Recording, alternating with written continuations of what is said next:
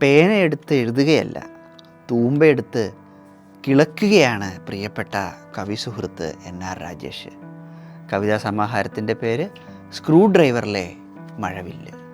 തൂലിക പടവാളാക്കി എന്നൊക്കെ പറയാറുണ്ട്. പക്ഷേ രാജേഷ് തൂലികയെ തൂമ്പയാക്കുകയാണ് ചെയ്യുന്നത്.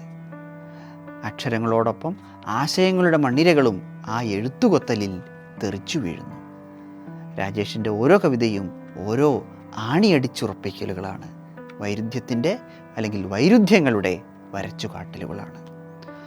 ഇത് പിന്തുടരുന്നൊരു പാറ്റേൺ ഉണ്ട്. കവിതകളുടെ രണ്ടാം പകുതിയിലാണ് മേൽപ്പറഞ്ഞ വൈവിധ്യങ്ങളുടെ വാർന്നുവീഴൽ ദൃശ്യമാവുക, ഒരു തരം തലകുത്തിമറിയൽ.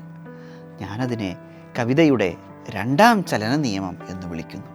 രാജേഷിൻ്റെ കവിതകളിലെ ലളിതപദങ്ങൾ, അസ്വാഭാവിക ചേർപ്പുകൾ, ജീവിതത്തഴമ്പുകൾ, ഈ മീനുകളെയാണ് നമ്മൾ ഇത്രയും നേരം ചൂണ്ടയിട്ട് പിടിക്കാൻ നോക്കിയത്.